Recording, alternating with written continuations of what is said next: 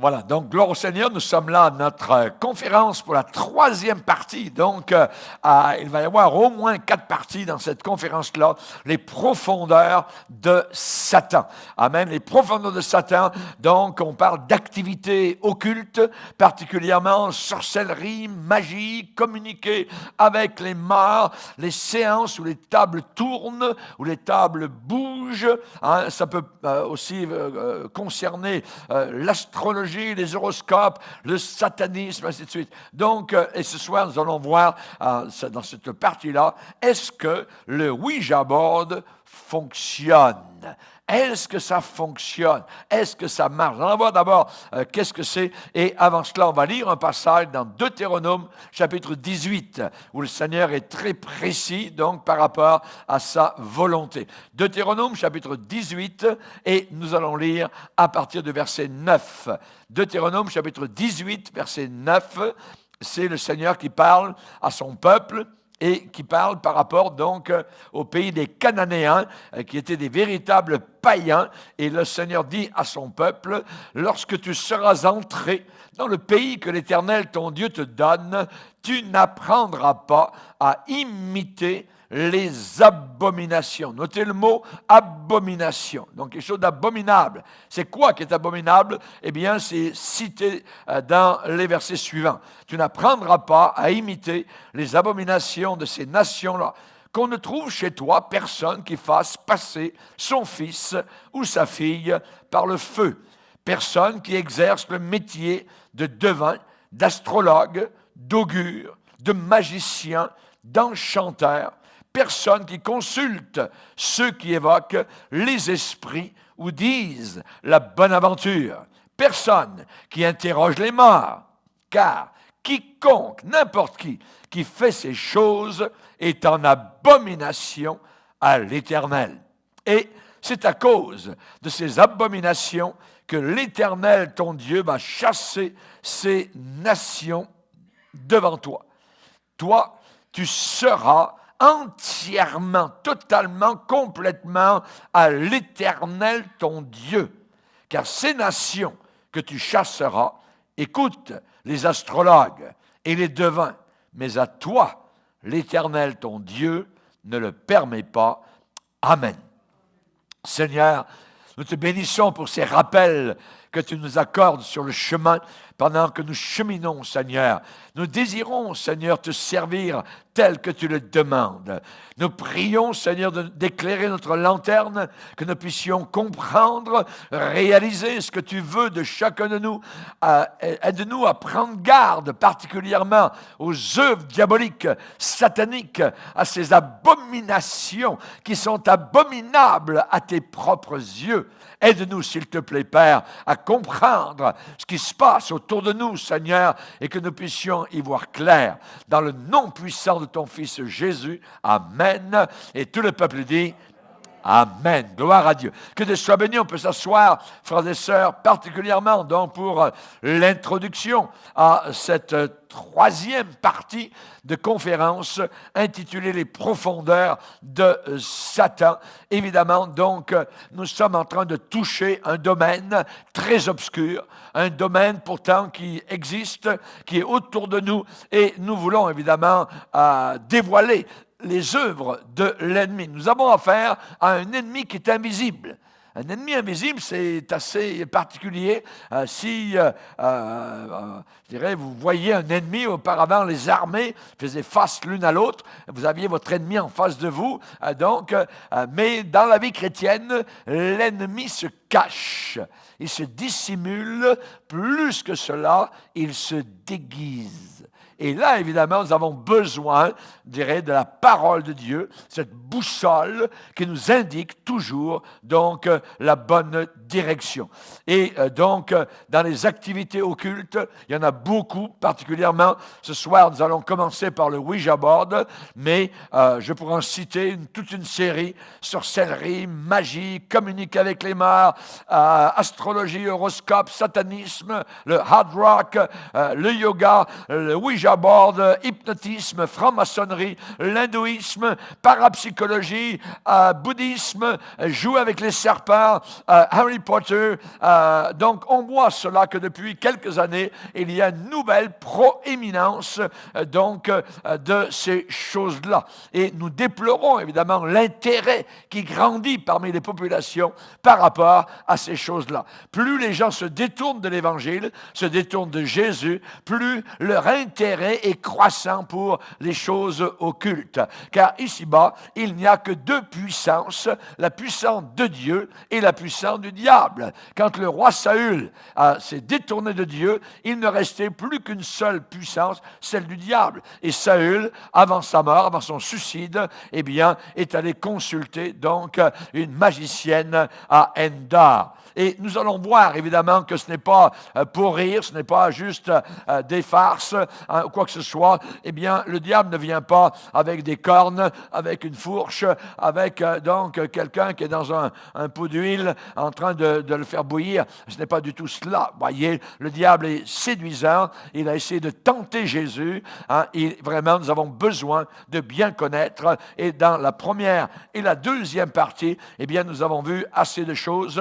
Nous avons parlé des ennemis du monde invisible, on a parlé de possession, on a parlé des démons qui corrompent les pensées de l'esprit humain par des cauchemars, par des superstitions, par toutes sortes de lubies. On a vu donc que les apôtres ont dû faire face à des magiciens, particulièrement un à Chypre, dans l'île de Chypre, appelé Élymas. Il y avait aussi un autre magicien dans les Actes des Apôtres, appelé Simon, le magicien, qui étonnait la population par des actes assez bizarroïdes. On se rappelle que Moïse a dû faire face aussi à l'occultisme en Égypte avec les magiciens qui étaient capables de prendre des bouts de bâton et de les jeter par terre devant Pharaon, et ces bouts de bâton sont devenus des petits serpents. Donc, on voit évidemment qu'il y a une puissance occulte qui existe dans le monde, et aujourd'hui particulièrement, eh bien, il y a cette chose-là qui existe, le Ouija board. Le Ouija board, c'est quelque chose, c'est un jeu. Vous pouvez le trouver dans les magasins de jeux, voyez. Et cela, évidemment, j'aimerais vous en parler particulièrement donc ce soir. Ce n'est pas un simple jeu innocent. Absolument pas. Ce n'est pas un jeu de société, comme on les appelle. C'est un instrument pour communiquer avec l'au-delà. Un instrument pour communiquer avec l'au-delà et avec les morts. C'est un outil diabolique paranormal. Évidemment, donc, ce jeu est connu depuis des centaines d'années. Des centaines d'années, donc, et il fait actuellement notre génération de plus en plus, donc, d'adeptes. Et évidemment, donc, on va voir cela particulièrement ce soir. Donc, le Ouija board. J'aurais besoin de mon chose ici pour bien voir. OK, on va le tourner ici. Voilà. Et donc, c'est un jeu qui est vendu avec d'autres jeux. Donc, à Noël, les parents vont acheter des jeux pour leurs enfants ou leurs petits-enfants et ne savent absolument pas ce qu'ils sont en train, évidemment, donc d'acheter. Le Ouija board est un outil diabolique, fait partie du paranormal et évidemment, donc, on le trouve dans les magasins de jeux, les jouets personnalisés. Imaginez-vous, vous entrez dans un magasin pour acheter un jeu de société, pour passer de bons moments donc en famille ou entre amis. Et vous voyez donc ce jeu-là qui est à vendre parmi les autres. Et vous pensez que ça c'est bien. On va donc peut-être l'acheter. Donc, c'est marqué Ouija, comme cela. Et particulièrement, donc, vous voyez cela. Vous êtes intrigué par ce jeu un peu mystique, ça vous amuse et vous l'achetez. Vous passez à la caisse et vous achetez donc le Ouija board. Alors, en quoi consiste ce jeu-là? Ce qui se passe, c'est que vous constatez, en jouant, que ça marche réellement. Pourquoi? Parce qu'attention, ce n'est pas seulement un jeu, c'est très sérieux et c'est très dangereux. Le diable, voyez, va s'immiscer comme un serpent au travers des jeux familiaux. Alors, ce que vous avez, c'est une planche plate, la grandeur d'un poster, hein, et il y a l'alphabet, donc, qui est imprimé dessus en grandes lettres. Dans un coin, vous avez « yes », « oui », et dans l'autre coin, vous avez « non ». Et en bas, vous avez « goodbye », hein, « bye-bye hein, »,« au revoir ». Donc, c'est à peu près comme cela. L'alphabet est imprimé dessus avec des grandes lettres. Dans un coin, oui, si c'est en français. Dans un autre coin, non. Et une rangée de chiffres de 0 à, donc, en montant. 0, 9, 8, 7, 6, 5, 4, 3, 2, 1. Vous avez une rangée de chiffres. En bas, au revoir, goodbye. Et il y a en même temps un curseur. Donc un curseur léger appelé l'oracle. Donc le Ouija. Vous voyez l'oracle dessus, là, donc, qui est dessus la planche de jeu. Et là, il y a des jeunes donc, qui s'amusent avec donc, cet oracle. Ce curseur, donc, est utilisé pendant donc, ces séances occultes. Le moment où quelqu'un joue à ce jeu-là, il est en train de faire de l'occultisme. Il est en train de faire de l'occultisme. Et on appelle ça des séances occultes. Et généralement, donc, c'est sombre. Il y a des bougies. Donc, on joue de cette façon-là à ce jeu-là. Et donc, l'oracle est au centre, normalement, de la planchette. Et il y a 2 ou 4 personnes autour qui jouent et qui posent leurs doigts dessus sans appuyer, mais on leur demande de se concentrer dans leur pensée. Et croiriez-vous, l'oracle, le bidule, commence à bouger tout seul. Il commence à se balader donc sur la planche, sans que personne ne le touche. Et il s'arrête à certaines lettres, puis il bouge vers d'autres lettres et il peut former ainsi des mots et des phrases. Et aucun de ceux qui sont là, qui jouent à cela, ne savent quelle va être la prochaine lettre qui sera pointée. Attention, ce n'est pas un jeu. Ce n'est pas un jeu. Question, qui fournit l'information qui en résulte? D'où vient-elle? Comment ça se fait que ça bouge tout seul? Comment ça se fait que des mots se forment tout seuls? Voyez? Hein? Et certaines personnes autour qui jouent peuvent appeler des morts. Généralement, c'est ce qui se passe. Et ils posent la question. Esprit d'un tel, nous entends-tu? Si oui, manifeste ta présence. Et soudain, sans qu'aucune main ne touche le curseur commence à bouger sur la planche du Ouija board. Et le curseur se déplace donc vers le mot « oui ». N'oublions pas que nous avons affaire à des esprits menteurs qui se font passer pour la personne demandée. Là, dans ce jeu, il y a un contact très, très néfaste directement avec les démons.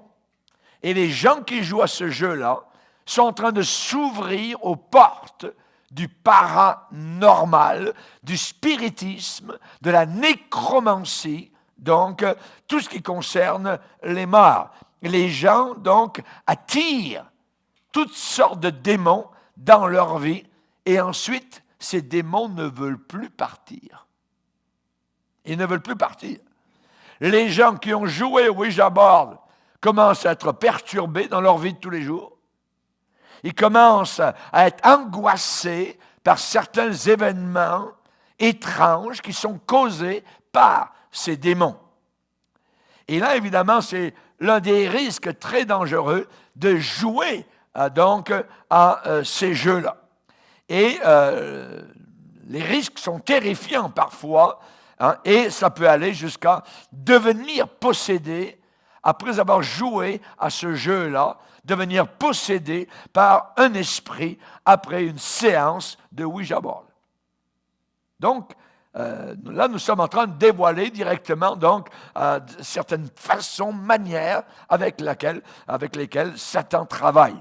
Hein, l'esprit, les personnes qui ont joué soudain après cet esprit avec qui ils ont été en contact, qui est un démon, voyez, et qui a répondu à leur appel, qui a inscrit des noms parfois de leurs personnes décédées sur le Ouija board, voyez, et les gens pensent que c'est mon grand-père, tout ça, et ainsi de suite, hein, répond oui ou répond non, tout ça. Hein, et l'esprit commence par contrôler parfois, par après, les membres des personnes, le corps, voyez, et parfois contrôler les voix, les pensées, les actions, voyez. Ces gens qui ont joué ces jeux commencent à entendre des voix, font des cauchemars terribles, voyez. Ils peuvent voir des entités, les rideaux qui commencent à bouger, voyez, ou une porte qui s'ouvre et qui grince, ainsi de suite. Ou si vous dormez au-dessus du toit de votre chambre, entendre des chaînes qui commencent à être bougées la nuit, des lampes, des lumières qui s'allument et s'éteignent toutes seules. Les démons travaillent dans la peur, voyez. Et simplement, la porte d'entrée a été le Ouija board. Le Ouija board, c'est très dangereux. Et ça se vend, donc, dans les magasins de jeux, vous pouvez les acheter. Hein? Donc, c'est un des moyens. Alors, ce n'est pas nécessaire de jouer au Ouija pour être possédé par un esprit impur et menteur, voyez, parce que même ceux qui ne jouent pas au jeu, mais qui sont là autour, voyez, peuvent aussi subir le même sort que ceux qui jouent directement, qui mettent les mains sur la planche, ainsi de suite, et qui voient bouger donc le curseur. Donc, c'est quelque chose de terrible, voyez, parce qu'un démon peut très bien s'infiltrer dans un simple spectateur ou une spectatrice, quelqu'un qui, à l'école, des jeunes, on dit, viens, on va jouer au jabord, tout ça, on va parler aux morts, ainsi de suite. Voyez. Et la personne va dire, non, moi, je ne joue pas à ça. Mais regarde, et simplement en train de regarder juste autour, tout ça, ce qui se passe, voyez, et le démon peut sauter directement, évidemment, dans la personne qui est juste spectatrice.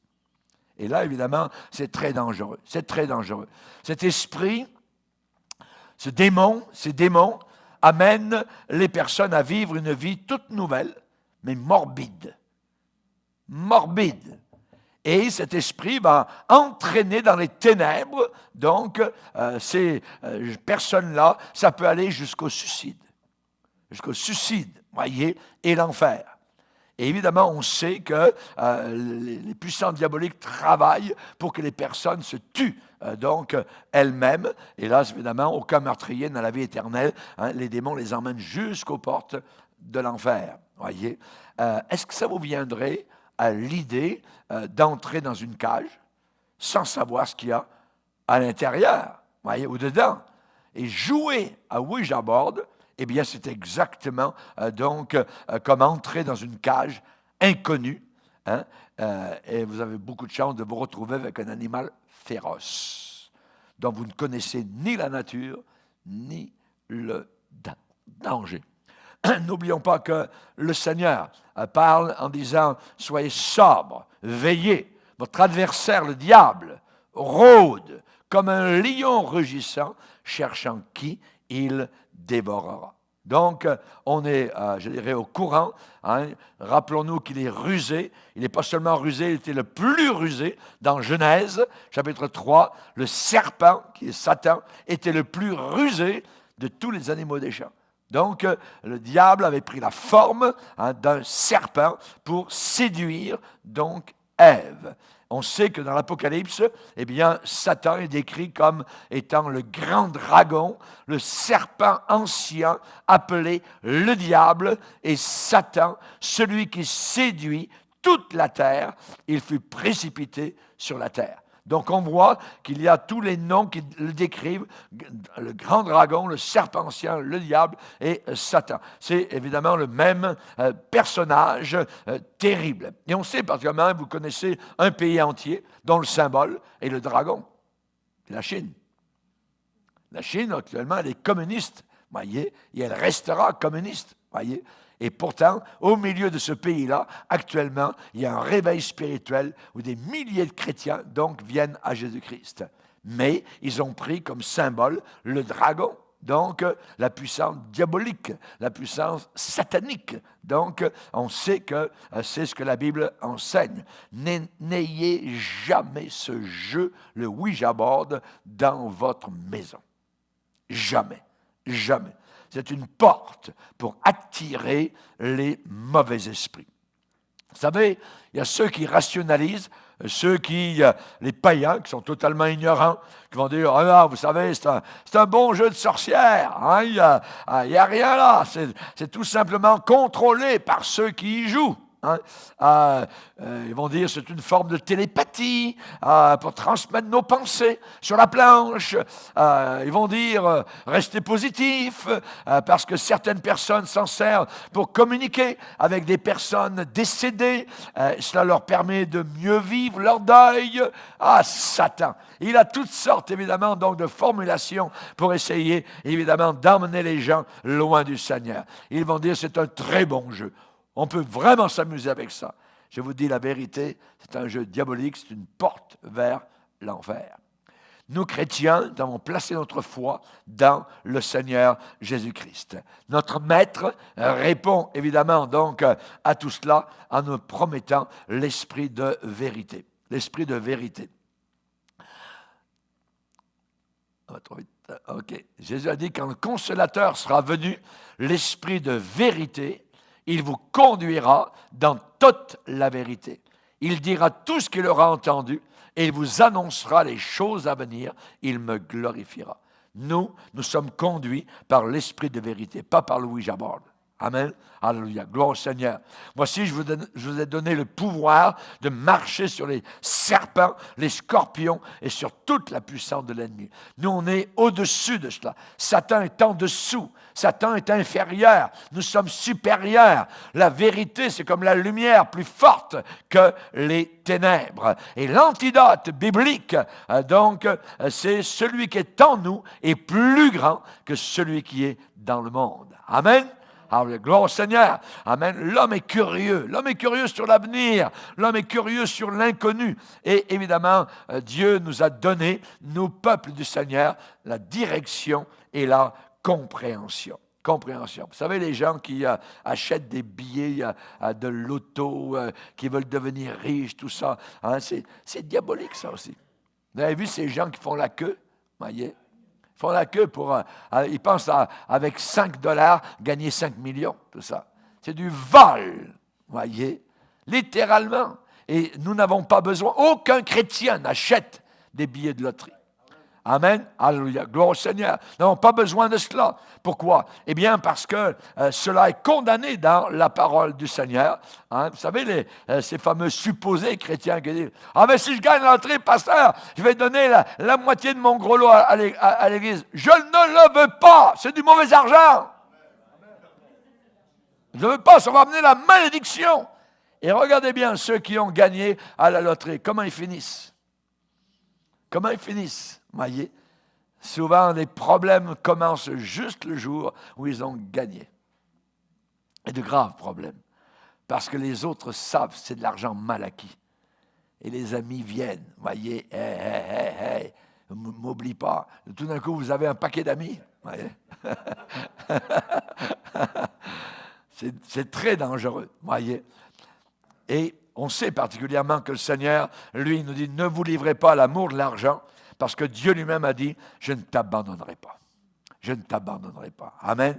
Ayez confiance dans le Seigneur. Si vous avez confiance dans la loterie, votre foi n'est pas dans le Seigneur. Voyez. Et le Seigneur n'appuiera jamais la loterie. Jamais. Absolument pas. Voyez. C'est encore une autre chose. Et la Bible dit que nous avons besoin de chercher premièrement le royaume de Dieu et sa justice. Alléluia. Gloire au Seigneur. Nous avons besoin de la parole du Seigneur. Satan est un maître, je dirais, pour faire douter de la parole de Dieu. Satan va remplacer Dieu par l'occultisme. Vous savez, l'homme est religieux. L'homme a besoin d'une religion. Actuellement, vous savez, on a eu les apparitions catholiques à Fatima, Bernadette de Soubirous, tout ça. Mais nous, aujourd'hui, on a Greta, la Suédoise. C'est une prophétesse. Les gens sont à leurs pieds, des millions de personnes tout d'un coup. Vous voyez, c'est une petite fille, vous voyez, qui ne connaît pas sa droite de sa gauche, qui ne connaît pas la vérité. Et le monde entier est à ses pieds. Vous voyez? Chers amis, ce n'est pas une enfant qui va venir nous dire, évidemment, comment, agir, mais le monde est religieux. Le monde est en train de l'aduler, de l'adorer, de l'aimer, de la monter comme une sorte de vierge, vous voyez, une enfant qui connaît l'avenir de la terre, et ainsi de suite. Ah! Combien les foules sont séduites, totalement, vous voyez, et se détournent totalement du Seigneur. Nous avons besoin, évidemment, donc, de rester sur la parole de Dieu. Satan est un maître, je dirais, de contrefaçon, un séducteur. La Bible dit qu'il séduit toute la planète. Toute la planète. Et si vous n'avez pas la Bible dans votre cœur, si vous n'avez pas le Saint-Esprit dans votre cœur, alors vous êtes séduits. Vous êtes séduits aussi. Et nous avons besoin de la parole de Dieu. Alléluia. Cherchez premièrement le royaume de Dieu et sa justice, et le reste vous sera donné par-dessus. Ne craignez pas ce que le monde craint, ce que le monde a peur, ainsi de suite. Non, nous ne craignons pas. Nous sommes dans l'arche, nous sommes tranquilles. Alléluia. Que la pluie tombe, que les sources d'en bas jaillissent, on flotte, on va s'élever au-dessus de la planète Terre, sur les nuages. Mais vous rêvez, pasteur, vous êtes dans l'utopie, mais restez, je veux rester dans mon utopie, je veux rester sur mes nuages, parce que c'est là-haut que je vais voir le Seigneur venir du haut des cieux. Amen. Alléluia. Gloire au Seigneur. Alléluia. Gloire au Seigneur. Nous avons la parole de Dieu qui est infaillible. Elle est insubmersible. Au travers des siècles, on essaye de la brûler, de la détruire, de l'enlever, de la déraciner. Elle est encore là, aimée par des millions de personnes autour de la terre. Ils sont prêts à donner leur vie pour ce livre-là. Alléluia. Gloire au Seigneur. Mieux vaut un jour dans tes parvis que 1000 ailleurs. Alléluia. Mieux vaut une soirée ensemble comme nous vivons maintenant que 1000 jours ailleurs, que des années ailleurs. Je ne veux pas être ailleurs, je veux être dans la maison de Dieu. Amen.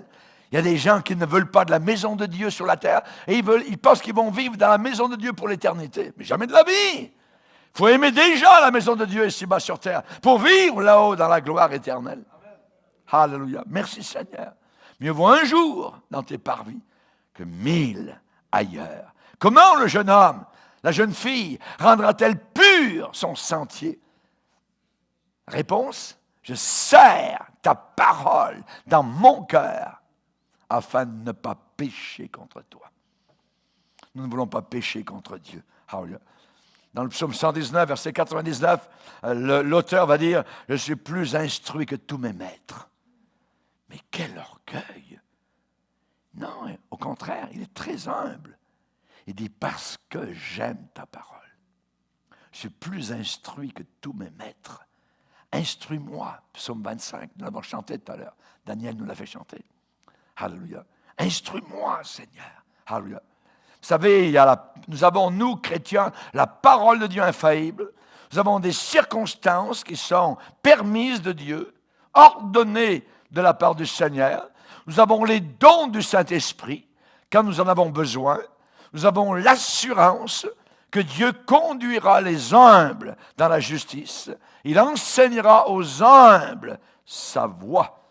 Mais quand quelqu'un se tourne radicalement et délibérément vers des pratiques interdites dans la parole de Dieu, que fait cette personne? Qu'est-ce qui arrive à cette personne?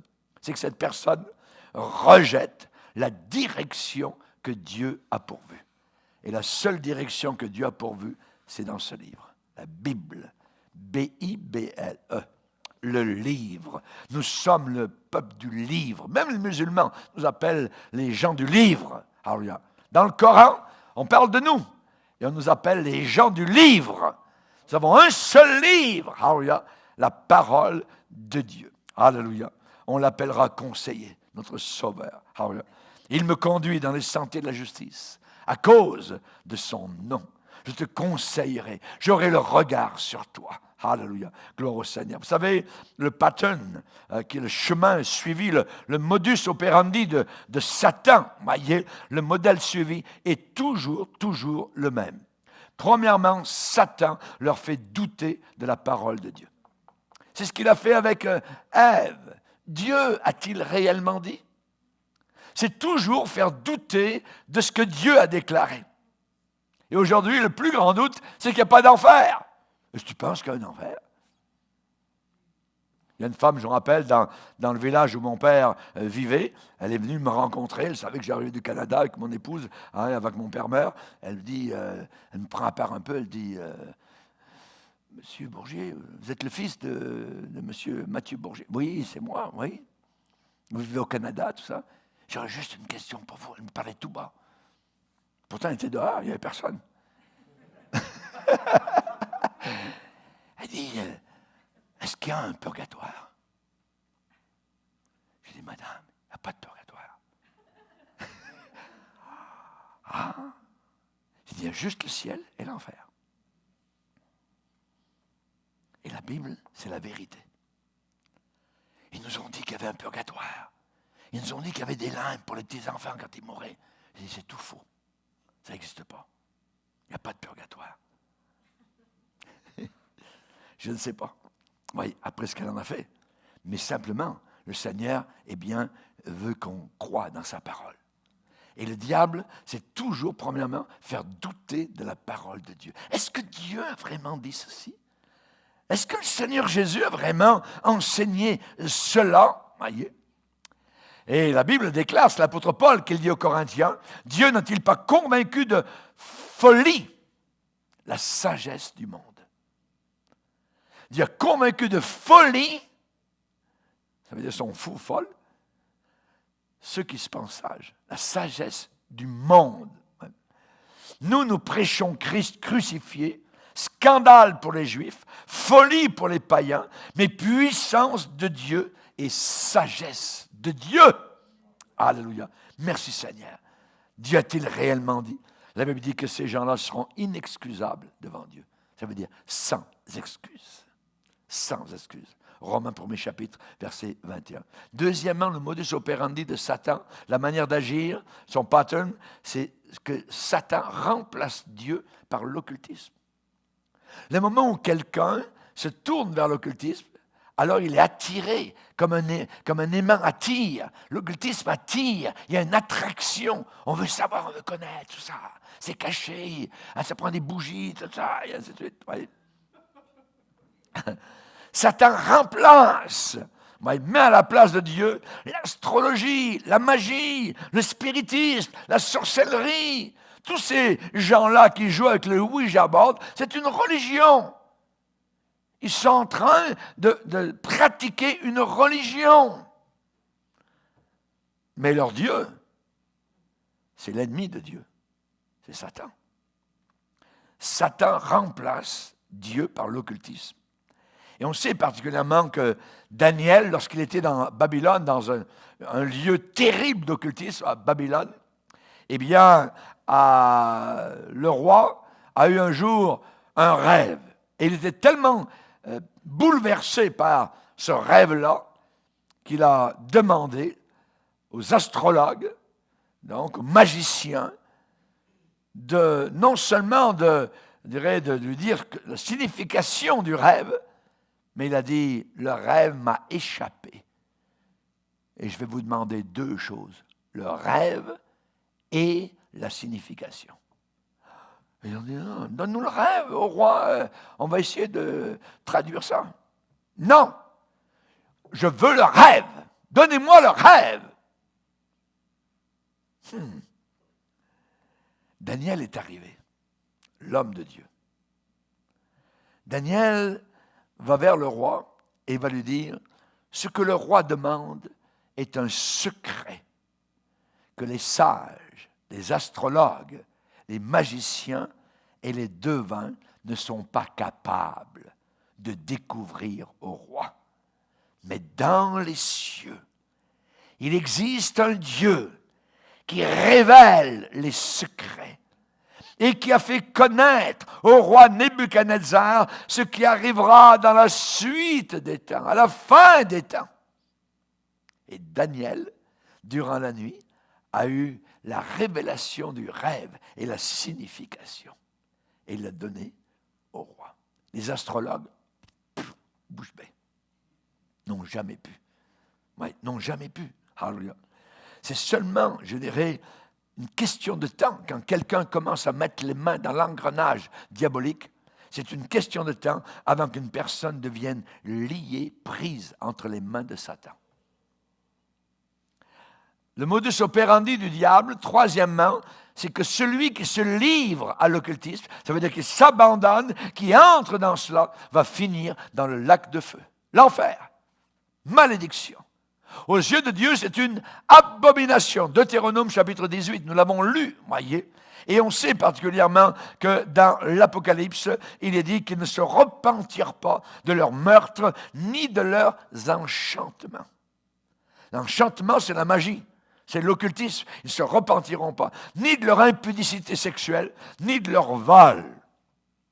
Ils ne se repentiront pas, donc, durant la grande tribulation de tout cela. Et le Seigneur donne, évidemment, le verdict de ces gens-là.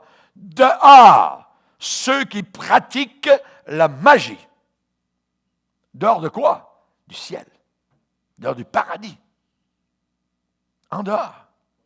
Et dehors, c'est quoi? Si ce n'est pas le ciel, comme il n'y a pas de purgatoire, c'est l'enfer. Et quand les gens disent, « Oh, vous savez, aujourd'hui, dans le trafic, c'était l'enfer. C'est l'enfer, c'est l'enfer, c'est l'enfer. » Ils ne savent pas ce que c'est. Ils ne savent pas ce que c'est. En réalité, c'est rien du tout. C'est rien du tout par rapport à ce qui est véritablement l'enfer. Et c'est Jésus qui nous en a parlé, qui a enseigné sur ce sujet-là. La Bible dit encore dans Apocalypse 21, verset 8, « Mais pour les enchanteurs, ça veut dire les sorciers, c'est l'étang ardent de feu et de soufre, ce qui est la deuxième mort. » Pas uniquement la mort physique du corps, mais il y a une deuxième mort. Voyez, à la première mort, votre corps est dissocié de votre âme et votre esprit qui retournent vers le Créateur. Et la deuxième mort, c'est la personne qui est totalement dissociée de Dieu pour l'éternité. La lumière du ciel, un jugement éternel. C'est inimaginable, mais c'est la réalité.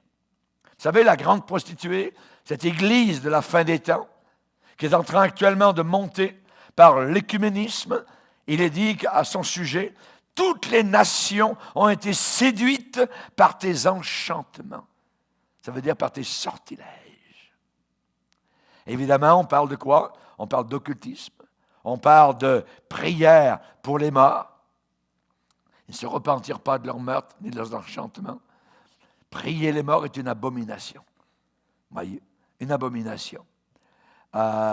Et on a toute une église, évidemment, donc, qui enseigne cela. Et évidemment, c'est quelque chose d'abominable, tel que le Seigneur le demande. Nous ne prions jamais pour les morts. On ne parle pas aux morts, parce qu'il peut y avoir réponse. Et s'il y a réponse, ce sont les démons qui répondent, parce que les morts eux-mêmes n'ont plus aucun contact avec nous les vivants sur la terre. C'est ce que la Bible enseigne. Donc, évidemment, enchantement, sortilège, on parle d'occultisme, prière pour les morts, ou prier les morts, parler aux morts, les impudicités, le purgatoire, les bonnes œuvres pour gagner le ciel, tout cela. Donc, toutes les nations ont été séduites par tes enchantements. J'aime bien voir quand un président de république ou un premier ministre est en train de mourir, et là, c'est la grande cérémonie religieuse. Et on dirait qu'ils ont tous été des enfants de cœur. On dirait que c'est merveilleux, ils vont tous au ciel, tout ça. Oui. Mais je peux vous dire que ce n'est pas le cas. Ce n'est pas la réalité. Évidemment, il y a cette séduction religieuse. La précision de la parole de Dieu, elle est là. Tu n'apprendras pas à imiter les abominations. Tu n'apprendras pas à imiter les abominations de ces nations-là. Qu'on trouve chez toi personne qui fasse passer son fils ou sa fille par le feu, qui exerce le métier de devin, d'astrologue, d'augure, de magicien, d'enchanteur, qui consulte ceux qui évoquent les esprits ou disent la bonne aventure, qui interroge les morts. Papa, m'entends-tu? Voyez? Aujourd'hui, dans les services funéraires, on parle aux morts directement. Voyez? Tu m'entends, un tel, tout ça, et puis voilà, tu nous as fait du bien. Hey. C'est le contact directement avec les puissances diaboliques. Et nous avons besoin, évidemment, donc, de ne pas rejeter les conseils de la parole de Dieu. Amen. Dans Proverbe 1er chapitre, le Seigneur va dire, puisque vous rejetez tous mes conseils, je vous rejetterai aussi. Hey, pas une petite affaire. On va aller ailleurs, un peu plus loin, dans ce domaine-là. L'Halloween.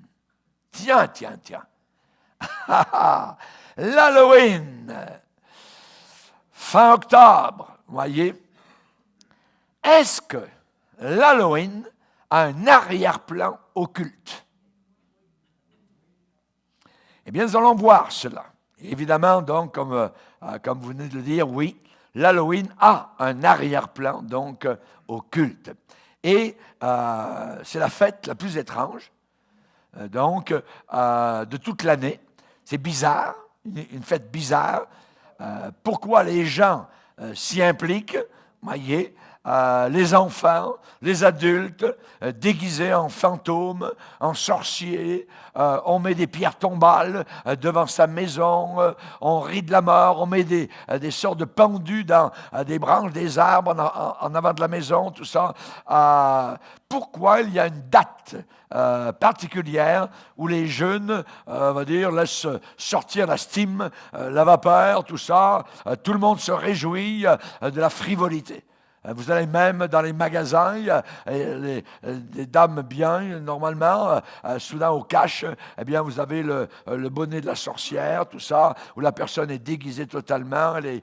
Et pire que ça, dans des églises où on déguise les enfants. Église évangélique, voyez, jamais nous n'accepterons l'entrée de ces choses-là, le moindre ongle, je dirais, de cette fête diabolique à l'intérieur de l'Église chrétienne. Jamais.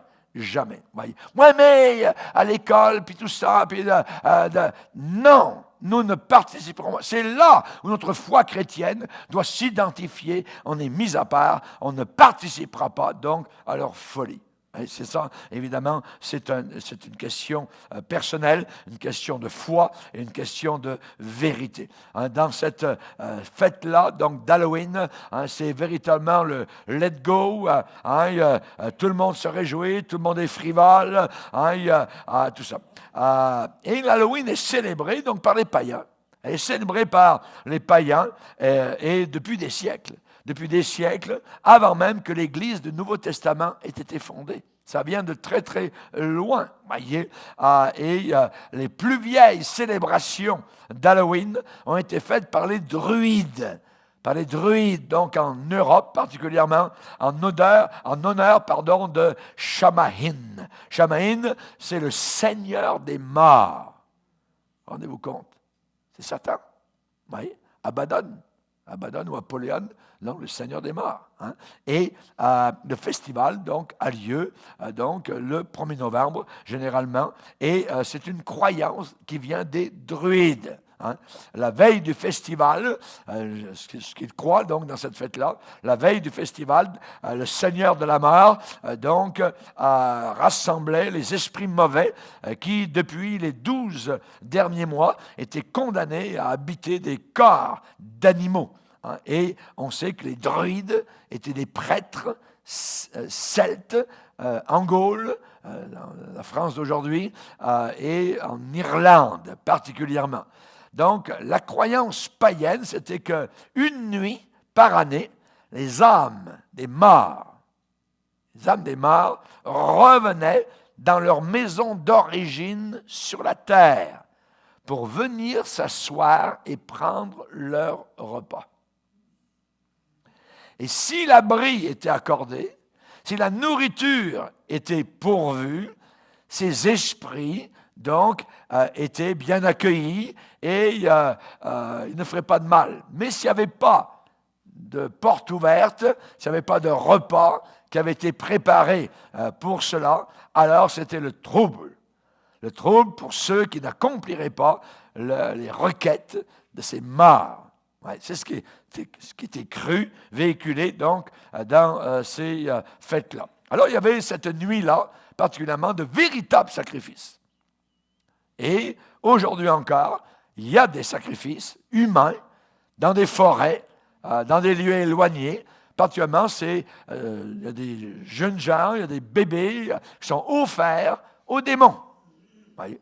Quand nous étions, particulièrement au Nouveau-Brunswick, la police montée du Canada nous avait donc avisé qu'il avait été retrouvé dans les forêts des os, particulièrement donc d'enfants et de bébés. Ils ont pensé que c'était cette nuit-là, la nuit de l'Halloween, qu'ils avaient été offerts donc aux démons. Particulièrement donc ces esprits visitaient leur ancienne demeure terrestre et leurs amis. Et ça, c'était évidemment une fausse croyance païenne. Pourquoi la date avait été choisie, cette date-là, donc la dernière journée d'octobre et la première donc de novembre? Eh bien parce que les Celtes et d'autres peuples nordiques croyaient donc particulièrement que c'était le début du nouvel an à ce moment-là. Début du nouvel an, début novembre, les feuilles tombaient, l'automne, la pluie, le déclin saisonnier, donc la déconfiture générale partout, et c'était la période donc de décadence où tout se flétrissait et le froid donc commence à arriver. Et ils pensaient que c'était le bon moment, particulièrement le bon timing pour se souvenir des morts. Donc, l'Halloween pendant la nuit du 31 octobre au 1er novembre. Et ce qui était cru particulièrement, donc, eh bien, c'était qu'au moment de la mort, les âmes des hommes bons étaient prises par de bons esprits et emmenées au paradis. Mais les âmes des méchants étaient laissées totalement errantes, égarées dans l'espace entre la terre et la lune. Donc, ou bien relégués, enfermés dans le monde invisible. Donc, c'était toutes sortes d'idées comme ça. Et ces esprits errants, supposément, eh bien, avaient l'habitude de hanter les vivants. Et les moyens par lesquels ces fantômes donc, pouvaient être exorcisés, il fallait placer de la nourriture pour boire un abri pour eux durant cette fameuse nuit. Et si ces esprits-là étaient satisfaits avec vos offrandes, eh bien, ils vous laissaient en paix. Imaginez, voyez. Donc, ici, c'est à Stonehenge, en Angleterre, où il y a, à cause de la forme de ces pierres-là, donc, et le rond, on pense que les prêtres druides avaient ici des sacrifices, avaient des rencontres, donc avec les puissances des esprits, et nous savons que c'était des démons. Et là, les offrandes aux morts, eh bien, on trouve cela dans toutes sortes de pays. Si vous visitez l'Asie ou dans des îles du Pacifique, eh bien, vous verrez que l'on offre des repas donc de riz aux morts. C'est pour les morts. Voyez, il y a ce qu'on appelle des offrandes, des plats préparés pour les morts. Donc, nous, comme chrétiens, on ne touche pas à ça, parce que c'est offert à Satan, à des démons. Les offrandes aux morts, comme on voit ici, donc aux Indes, et ça de façon régulière.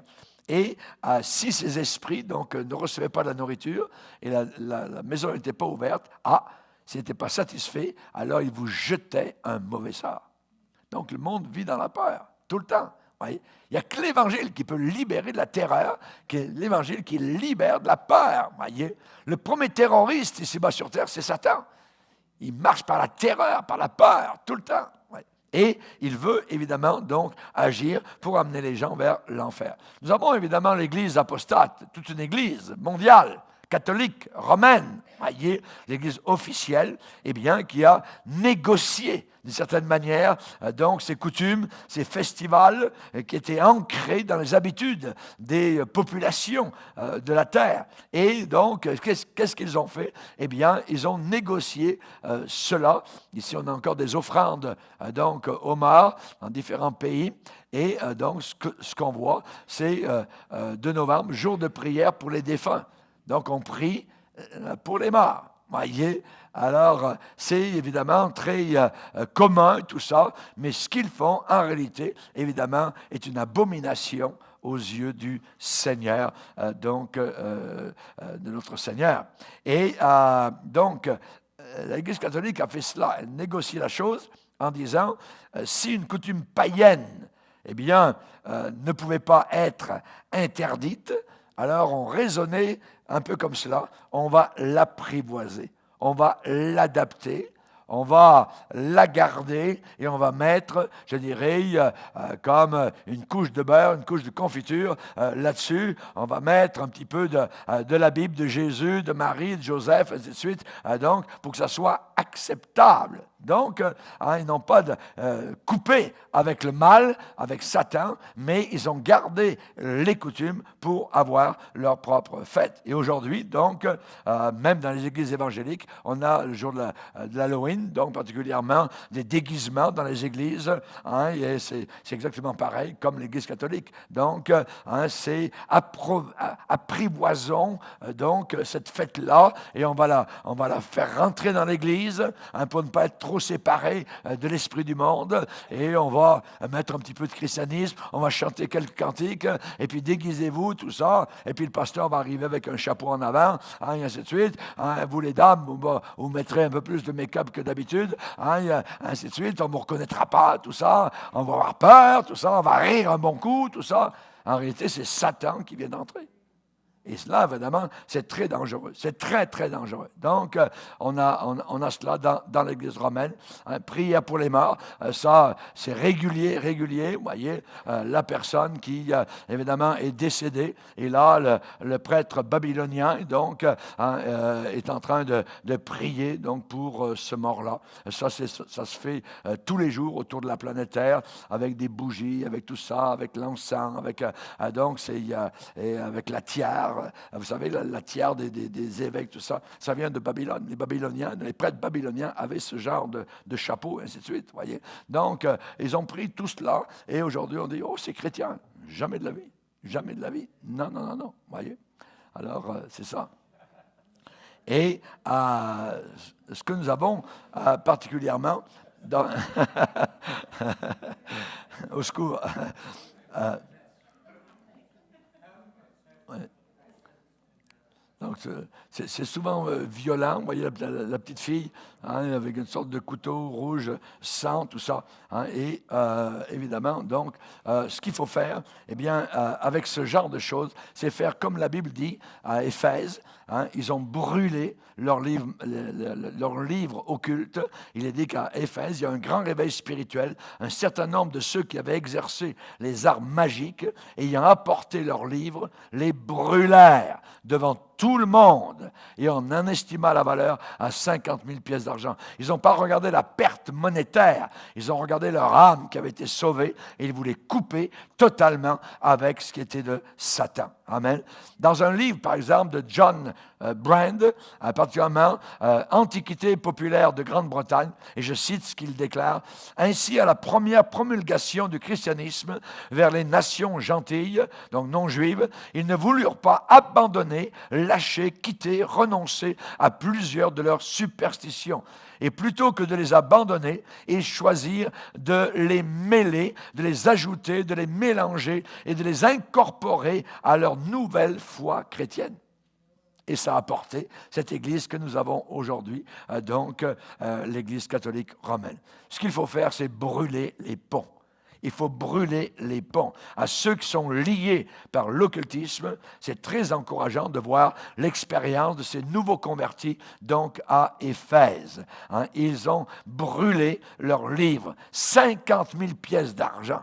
Ils n'ont pas dit, bien, on va les refiler à l'autre, puis je vais te les vendre à moitié moins cher. Non, on brûle toutes ces choses qui ont appartenu donc au domaine des ténèbres. Quand on donne notre vie à Jésus-Christ, les liens sont cassés, on est libéré de la puissance de Satan. Amen. Jésus lui-même, dans la petite synagogue de Nazareth, il a ouvert la Bible et il a dit, je suis venu pour proclamer la délivrance aux captifs. Amen. La délivrance aux captifs. Jésus délivre vraiment tous ceux qui sont captifs de liens et de puissances obscures. Exactement comme les convertis d'Éphèse, il faut se séparer des pratiques occultes. Ils ont brûlé donc ces choses-là. Alléluia. Celui qui est né de Dieu se garde lui-même et le malin ne le touche pas. Alors évidemment, il y a toutes sortes de choses, évidemment, que l'on peut mettre de côté, des choses occultes, des bébelles, tout ça. J'en ai cité quelques-unes, des robes particulières pour des séances occultes, des épées, des amulettes, de l'encens spécial. On n'adore plus le soleil. Il peut y avoir des boules de cristal, des messes noires. Ça comprend la franc-maçonnerie, le culte satanique, les rose-croix, tout ce qui est de musique diabolique, psychédélique, les films qui élèvent Satan, les films d'horreur, les films pornographiques, érotiques, les films de possession démoniaque, tout cela, on met tout cela, je dirais, à la porte. On n'en veut plus. Donc, et vous avez évidemment donc parfois certains musées qui montrent donc tout cela. Comme Abraham a fait, nous devons faire. Il a chassé les oiseaux de proie qui voulait s'emparer de son sacrifice. Nous devons chasser, nous aussi, tout ce qui est de puissance ennemie et diabolique. Et évidemment, donc, la responsabilité du chrétien, c'est de brûler les ponts, c'est de se repentir, c'est de se détourner de ces choses et de façon drastique, énergique. Pas dire, oh ben, tiens, il y a une belle forme, tout ça, cette petite pyramide, tout ça, puis non, cette statuette, non, on a besoin de vraiment mettre tout ça à la poubelle, de brûler si vous le pouvez. Alléluia, gloire au Seigneur. Et vous savez que si on s'éloigne de la parole de Dieu, de l'étude de la parole du Seigneur, eh bien l'étude de la parole de Dieu, la lecture de la parole du Seigneur, eh bien sera remplacée par la lecture des signes d'horoscope, les signes du ciel, la clairvoyance, la télépathie, lire dans la pensée des gens et ainsi de suite. Retire-toi, Satan. Arrière de moi, Satan. Voyez, c'est ce que Jésus a dit. Tu adoreras le Seigneur ton Dieu et tu le serviras lui seul. Lui seul. Amen. Lui seul. Alléluia. Il faut faire une cassure. Il faut faire une brisure bien nette. Satan doit être réprimandé, Satan doit être chassé, doit être repris arrière de moi. Abraham a chassé les oiseaux de proie qui volaient au-dessus de son sacrifice qu'il voulait offrir au Seigneur. Et l'ennemi va toujours vouloir reprendre ce que vous avez donné au Seigneur Jésus-Christ. Il va toujours te dire, mais non, il ne faut pas être trop drastique, il ne faut pas être ceci, il ne faut pas être cela, c'est trop ceci, c'est trop cela. Non, il faut l'être, parce que, évidemment, on est en danger si on garde une porte ouverte ou entrouverte à l'ennemi. Amen.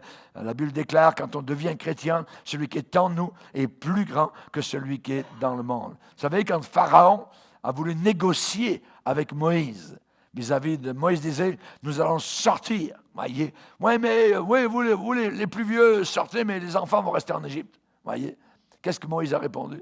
Il dit, il ne restera pas un ongle en Égypte. Nous allons sortir, nous, nos femmes, nos enfants, nos troupeaux, tout va sortir.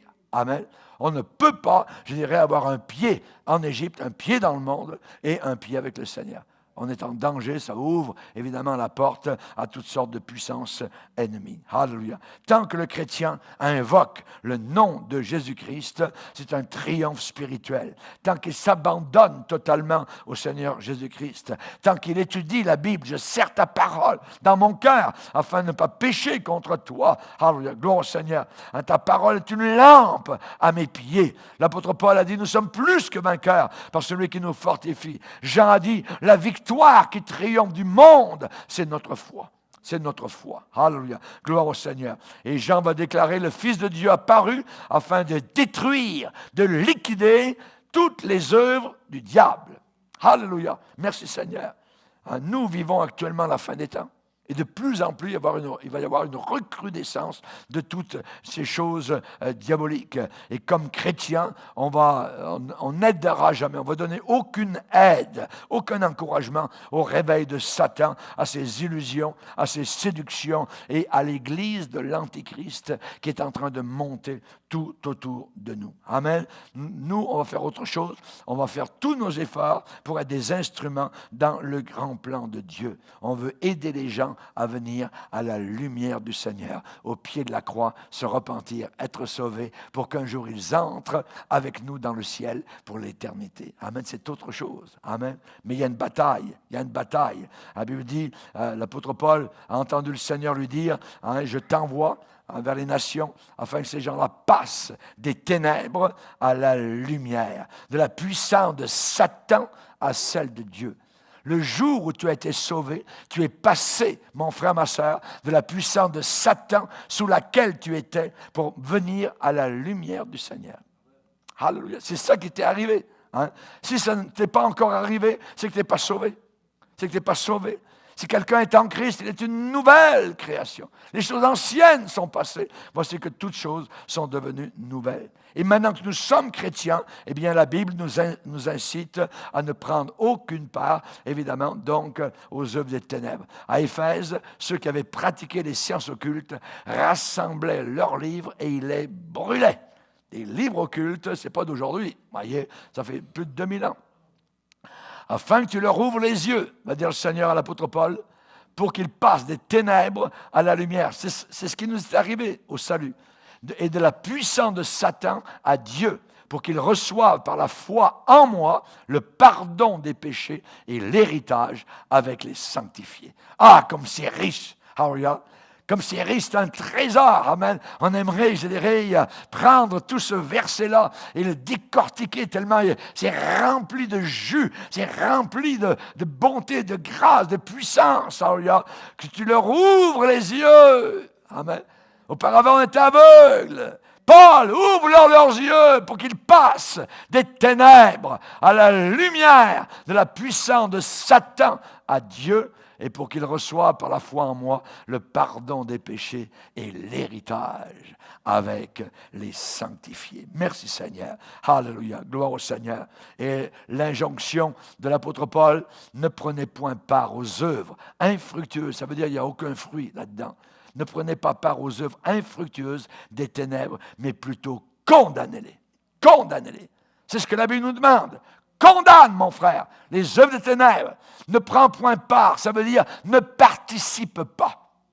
Ne participe pas à l'Halloween. Ne participe pas au Ouija board. Ne participe pas aux lignes de la main. Ne participe pas à la loterie. Ne participe pas à ces choses diaboliques. C'est ce que la Bible dit. Ne prenez point part aux œuvres infructueuses des ténèbres, mais plutôt condamnez-les. Condamnez-les. Alléluia. Gloire au Seigneur. Nous allons voir un quatrième point. Je vais aller vite. Est-ce qu'une maison peut être hantée? Est-ce qu'une maison peut être maudite? Oui. Eh bien, la Bible dit, pour nous chrétiens, de notre côté, l'ange de l'Éternel campe autour de ceux qui le craignent et les arrache au danger. Ils les arrachent au danger. C'est ce que la Bible enseigne, voyez. Il les arrache au danger. Je ne crois pas qu'aucun enfant de Dieu ait besoin d'avoir peur d'un bâtiment. Pas besoin d'avoir peur d'un bâtiment. Attends, voyez. C'est un bâtiment. Mais la superstition règne souvent sur les vies de ceux qui ne connaissent pas la parole de Dieu. La superstition les gouverne et les domine. Et il est vrai que certaines puissances diaboliques peuvent évidemment donc avoir certains endroits, certains lieux. La Bible enseigne dans l'Ancien Testament qu'il y avait des hauts lieux. Des hauts lieux. Quand vous avez haut lieu, c'est un haut lieu où l'on adorait Satan. Et c'est vrai qu'il peut y avoir des maisons qui peuvent donc être des centres, je dirais, de démons. Je me rappelle fort bien au Burkina Faso, j'ai fait une réunion un jour, après une grande convention, vous étiez 3000, et après les pasteurs venaient tous vers moi. Pasteur, je vous veux dans mon église, je peux venir dans mon église, Donc c'était ensuite dispatché dans différentes églises, donc de toute une grande région. Et je suis allé dans une église, donc, j'ai prêché l'Évangile, il y avait environ une centaine de personnes qui étaient là, on a eu un temps formidable, et ensuite le pasteur m'a pris à part, il m'a dit, « Pasteur, vous voyez notre bâtiment? Ce bâtiment, personne ne voulait l'acheter. Ce bâtiment, on l'a eu quasiment pour rien du tout.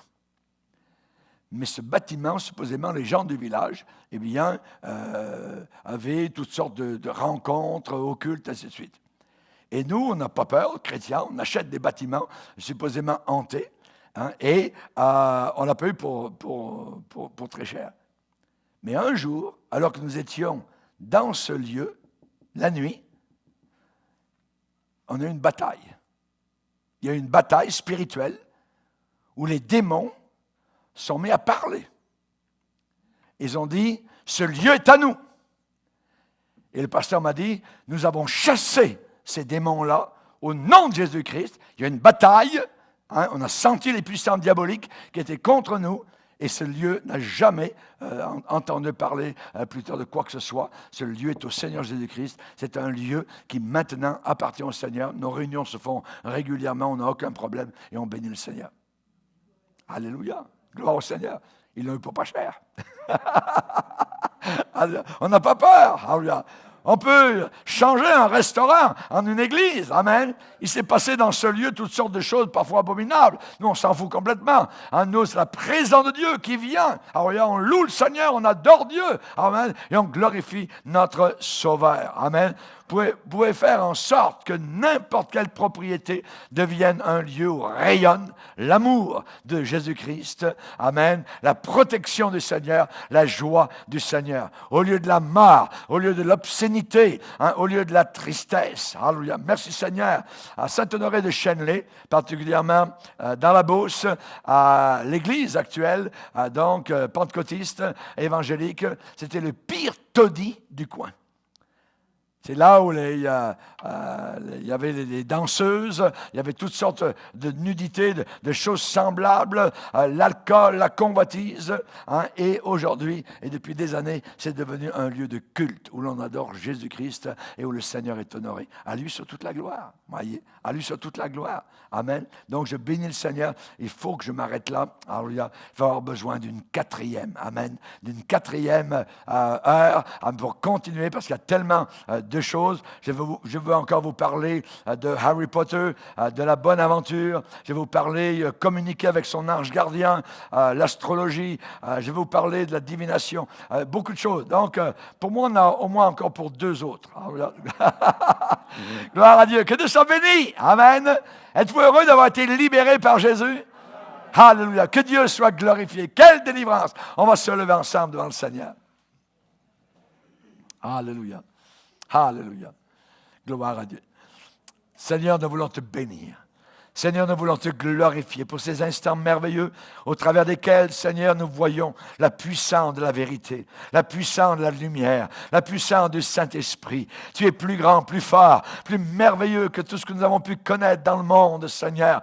Nous étions aveuglés, nos yeux spirituels étaient totalement fermés, Seigneur. Tu nous as fait passer de la puissance de Satan à ta puissance. Tu nous as accordé l'héritage avec les sanctifiés et nous voulons demeurer sanctifiés, car sans la sanctification, nul ne verra le Seigneur. À toi et à toi seul soit toute la gloire dans le nom puissant de Jésus. Amen. Et tout le peuple dit Amen. Gloire à Dieu. On va louer le Seigneur.